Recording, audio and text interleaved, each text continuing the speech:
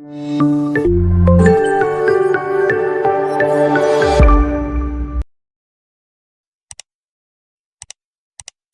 الله الرحمن الرحيم. ربنا افتح بيننا وبين قومنا بالحق وأنت خير الفاتحين.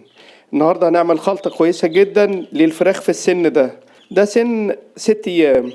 الخلطة دي بتعمل 3 حاجات. أول حاجة بتساعد على زيادة الوزن، بتظبط نمو الفراخ، بتنشط النمو، بتزود من افرازات بعض المكونات، بعض الاحماض الامينيه اللي بتعلي من تحويل العلف، فبنستفاد من اقل كميه علف بدون اعلى كميه تحويل. تاني حاجه ان هي بتقاوم البكتيريا الموجوده في المعده. فالخلطه دي غنيه جدا بالعناصر الغذائيه. البروتين اللي فيها 24%، فبتساعد على تقليل استهلاك العلف.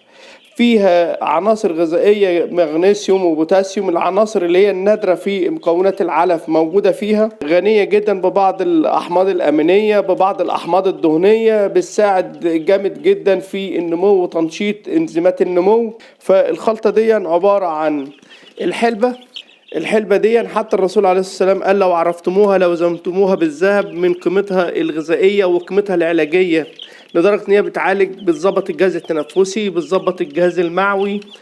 كل ما زودناها كل ما بقى احسن، لدرجة ان هي منشط نمو قوي جدا حتى للانسان.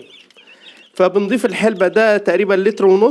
هنضيف عليه كوباية ده مغلي بذور الحلبة، ونحط عليه 1.5 لتر ده 20 سنتي عسل. العسل الاسود ده ما يعني اول حاجة منشط نمو، فيه املاح، فيه فيتامينات، في سكريات، في مكونات كتير جدا. فدي من النشاطات دي اللي احنا مجربناه وبتزود النمو جامد جدا.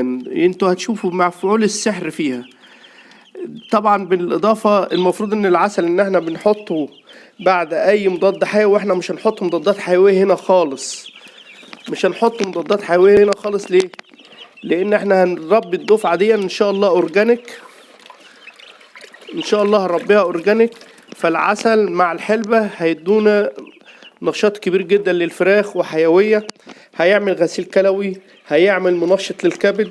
فكل المزايا دي مع الحلبة مع العسل هتدينا النشاط الكبير دول. فدي ان شاء الله خلطة هتبقى ممتازة جدا، بتتكرر 4 مرات في الدفعة. بتحطها 3 ايام في السادس والسابع والثامن، وبتتكرر كل 5 ايام لغاية ما تنتهي الدفعة.